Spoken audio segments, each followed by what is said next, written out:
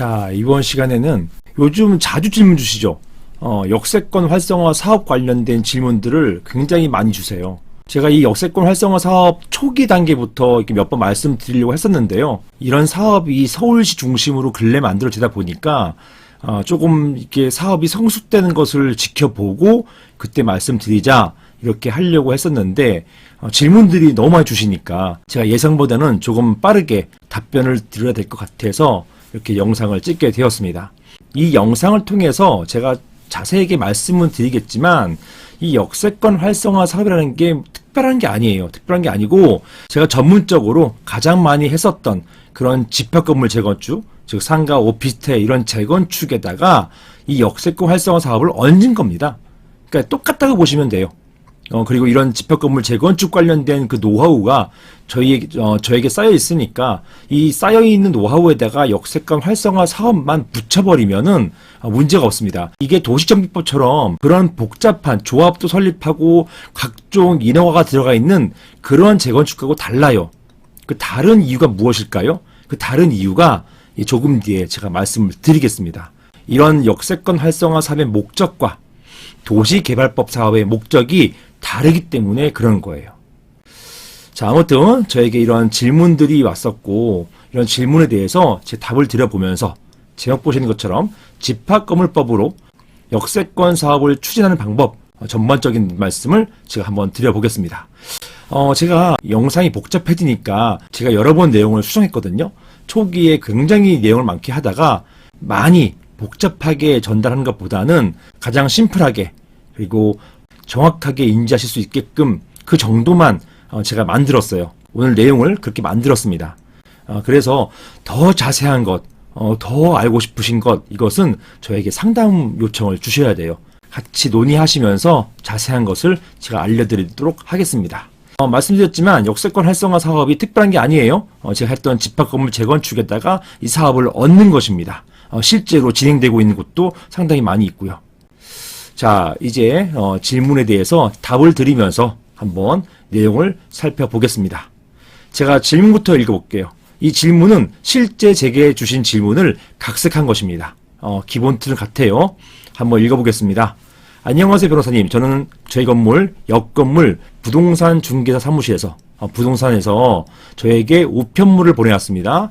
그 내용을 보니까 이래요. 그 내용을 보니까 집합건물인 저희 건물과 사실은 이렇게 집합건물 이런 용어를 쓰지도 않으셨어요. 제가 설명하기 편하도록 이 건물이 집합건물이다. 이걸 전제로 하니까 실제 집합건물이었고요. 그러다 보니까 제가 이런 내용을 추가했습니다. 이 건물은 집합건물이었습니다. 여기서는 한 50여 분 정도의 구분 소유자가 있는 그런 집합건물이었어요. 이런 집합건물인 저희 건물과 그 옆건물, 이 옆건물도 집합건물이에요. 구분 소유자 약 30여 분 계시는 그런 집합건물이었습니다. 이 집합건물을 합해서 역세권 활성화 사업 대상지 선정 신청을 같이 하자 이런 내용이었습니다. 이런 역세권 활성화 사업 대상지로 결정되면 용도 지역 변경을 통해서 용적률이 대폭 높아지고 그 결과로 재건축의 이익이 극대화된다는 내용이었습니다. 상업지구가 중심상업지구가 되고 주거지역이 상업지구로 변경되고 이렇게 하면서 용적률, 이 건물을 위로 올릴 수 있는 그런 것이 높아진다는 것, 즉 5층짜리 빌딩이 10층짜리로 15층짜리로 이렇게 하면 어떤 얘기가 됩니까? 분양 수익이 엄청나다는 거죠. 높이만 지을 수 있으면 대박이라는 거예요. 물론 뭐 분양이 잘 돼야 하는 부분도 있지만 여기가 서울이거든요. 이 서울 같은 경우는 분양성이 떨어지지 않으니까. 그러니까 여기 활성화 사업 대상지도 지정만 되면 높아진 용적률에 따라 가지고 분양 수익도 극대화할 수 있다. 이런 얘기예요. 그런데요. 이 질문 주신 분은 지금 이런 역세권 활성화 사업에 대해서 다소 부정적입니다.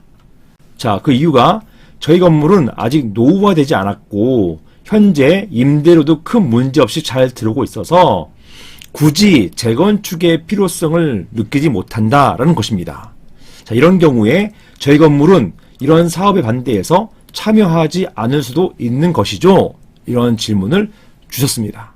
옆건물 이제 30여 분, 구분 소유자 30분 되시는 옆건물에서 이 건물 재건축을 할 수 있지만 이 재건축 해봤자 몇 층 못 올리고 수익성이 없어요.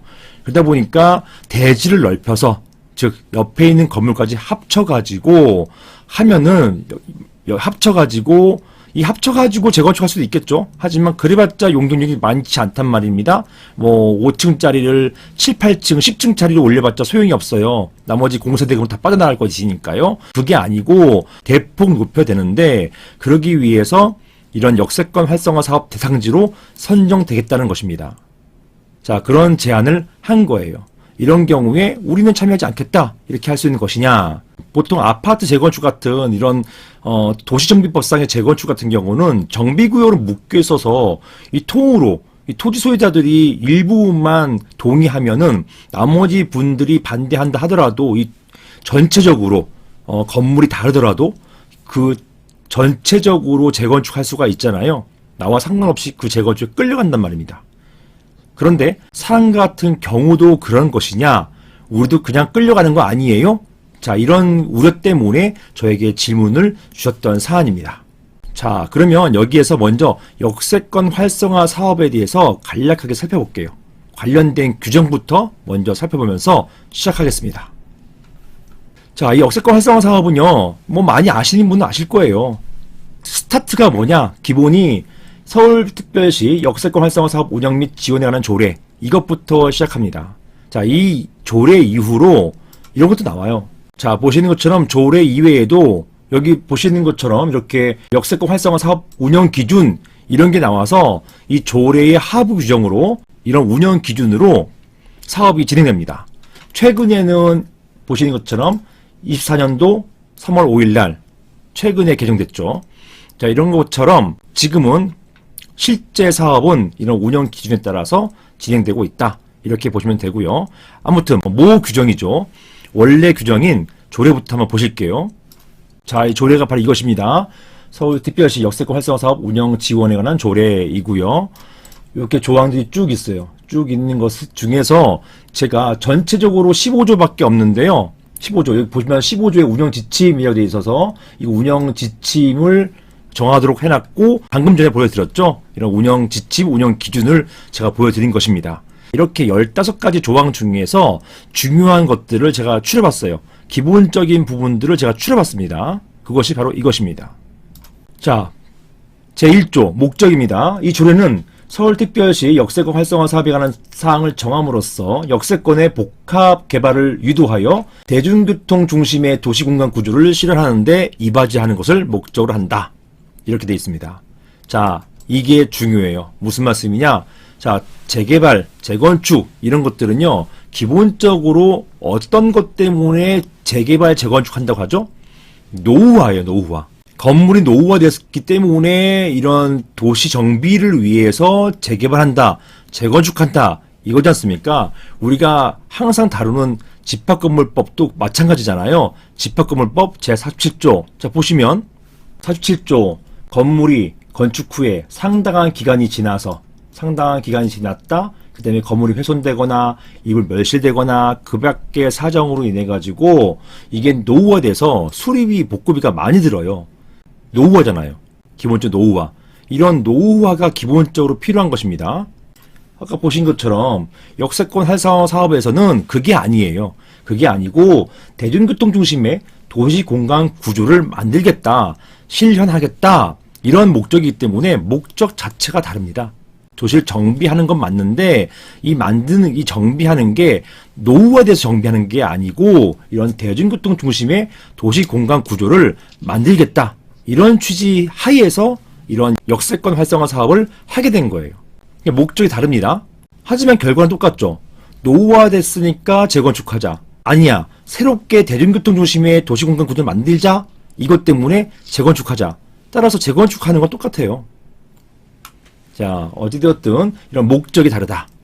정의 한번 보실게요. 역세권이란 대중교통 이용이 편리한 역 주변 지역으로서 이게 250m, 이 역에서부터 250m, 최근에는 350m까지 늘어났어요. 한시적으로. 그러니까 250m 이 지역을 역세권이라 하는 거예요. 우리 보통 역세권 하잖아요. 그 역세권의 기준을 잡아주는 것입니다. 역 주변 지역으로서 보행으로 쉽게 접근할 수 있어서 도시활동이 집중되었거나 집중시킬 필요가 있는 일단의 지역으로 지하철, 국철, 경전철 여기에는 개통이 예정된 역도 포함돼요. 자, 이런 역의 승강장 경계로부터 반경 250m 이내, 이렇게 250m 이내 지역을 중심으로 한 가로구역, 그런 가로구역, 도로로 둘러싸인 지역, 자, 이것이 바로 역세권이다라는 것이에요. 제가 관련된 자료를 참고하다 보니까 이런 자료가 있어요. 이 자료에 그림을 보시면 더 명확하게 다가올 것입니다. 제가 어떤 블로그 보다가 너무 잘 정리되어 있어서 제가 참고한 자료가 되겠습니다. 보시는 것처럼 이렇게 여기 보세요. 승강장으로부터 250m 요게 역세권이다. 이렇게 역세권, 요걸 조례에서 정하고 있는데요. 아까 운영 지침에서 요것을 350m까지 늘렸어요. 이렇게 350m까지 늘렸습니다. 요 부분이 바로 역세권이라는 것이에요. 역세권. 아까 보여드린 운영 기준 쭉 내려가니까 요게 있습니다. 이렇게 요거 보시면 돼요. 승강장에서 250m 그리고 350까지 늘렸다, 이렇게 보시면 되겠습니다. 자, 그리고 정의의 이유입니다. 역세권 활성화 사업이란, 이게 역세권 활성화 사업이잖아요.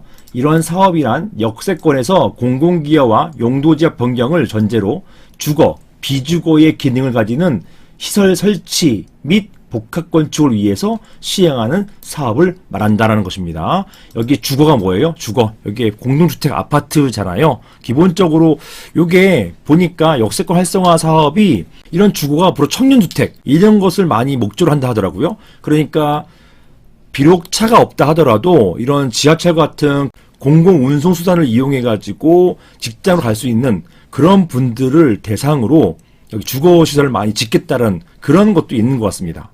그리고 비주거, 이건 보통 이제 오피스나 오피스텔 말하는 것이죠.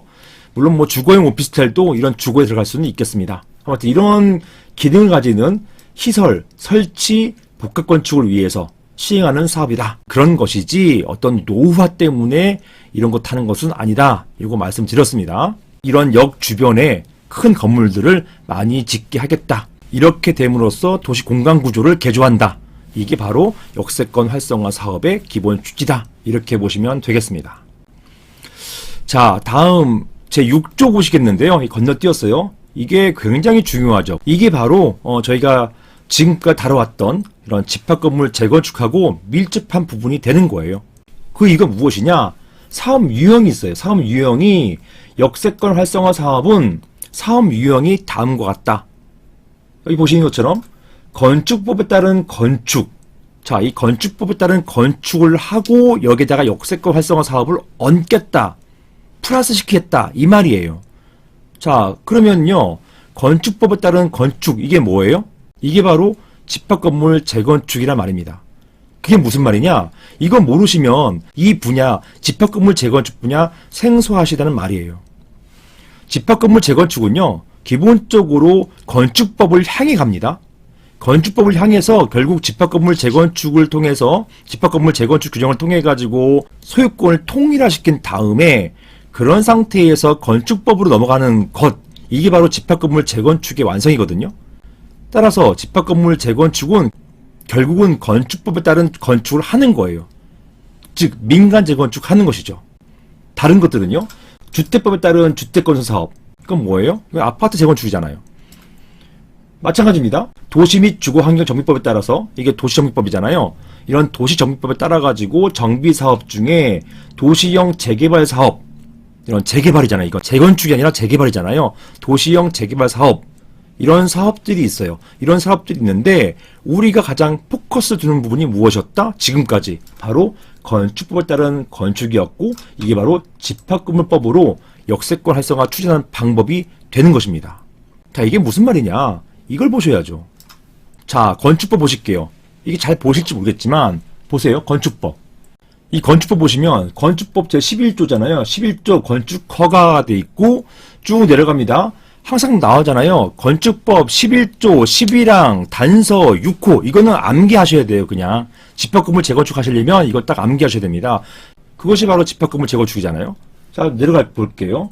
자, 11항. 자, 1항에 따라서 건축허가를 받으려는 자는 해당 대지의 소유권을 확보해야 된다라는 것이고요. 다만 이 확보해야 된다, 이게 뭐예요? 전부 확보해야 된다는 것인데, 다만 예외적으로 전부 확보하지 않을 경우가 있다. 그 중에 하나가 뭐냐?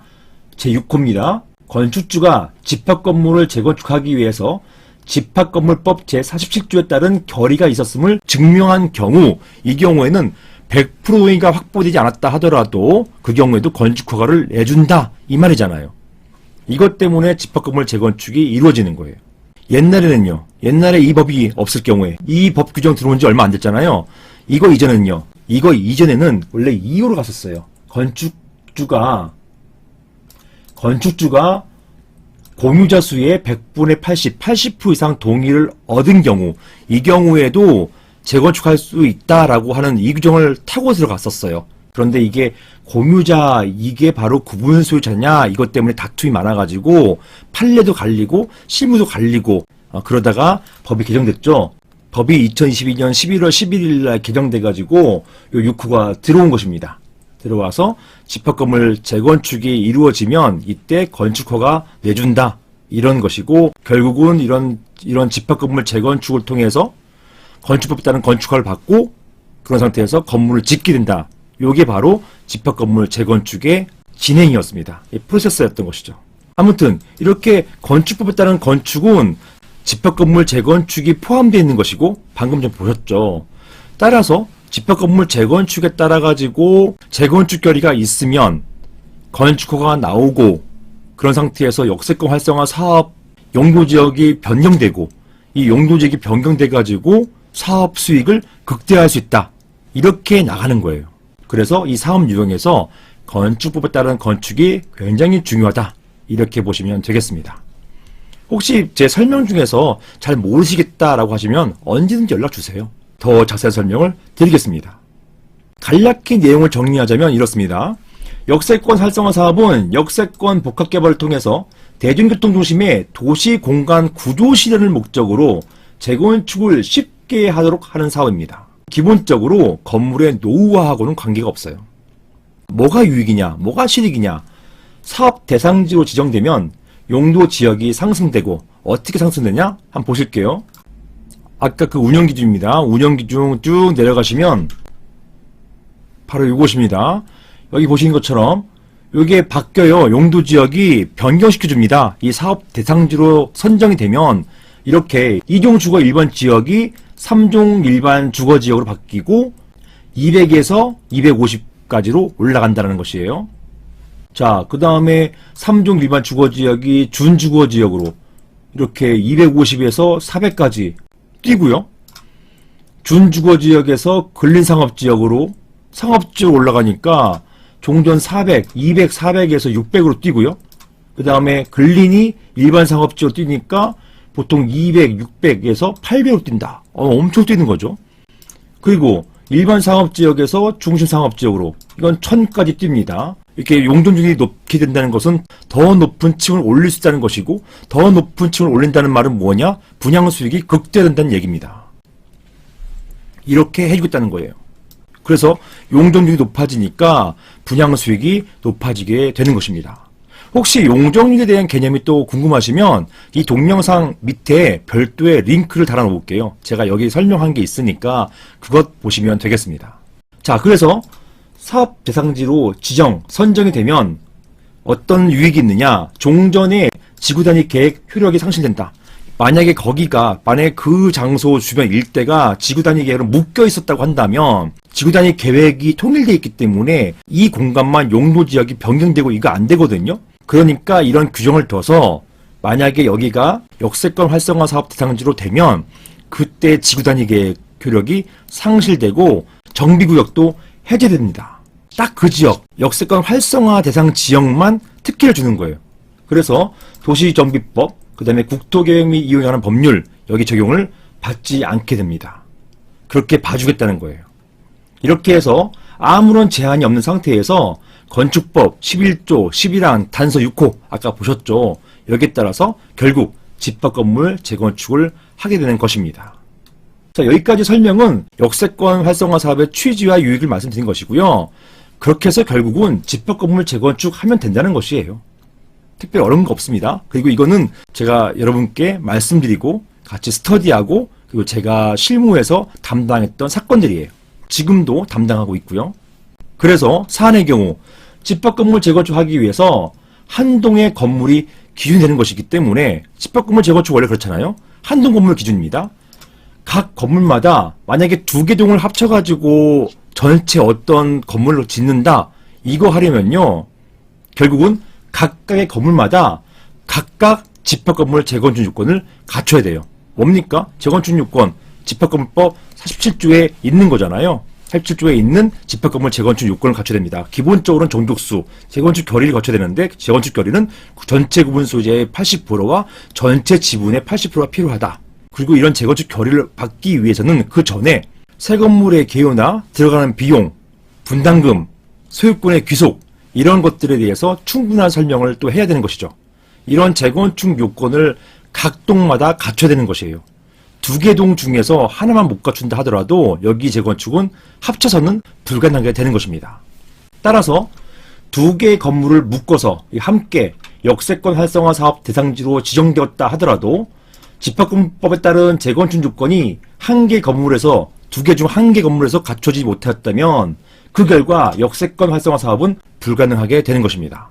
결국 사안에서 2개 건물 중 1개 건물이 역세권 활성화 사업에 동의하지 않는다면 이러한 사업의 진행은 불가능하게 될 것입니다. 결국 사안에서 질문 주신 분은 이런 역세권 활성화 사업 하고 싶지 않다는 거잖아요. 시간도 오래 걸릴 것 같고 또 지금 받는 수익도 나쁘지 않기 때문에 나는 이렇게 하고 싶지 않다. 또 노후화된 건물도 아니고 나 동의하지 않는다. 이렇게 할 수 있다는 거예요. 자유롭게 할 수 있다는 것입니다.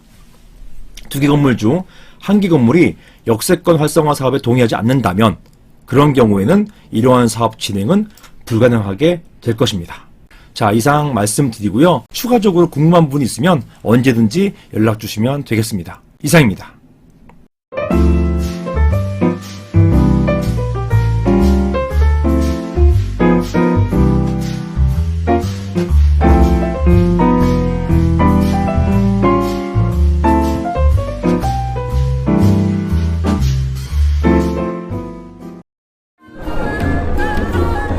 이번 역은 교대역 법무법인 라움입니다.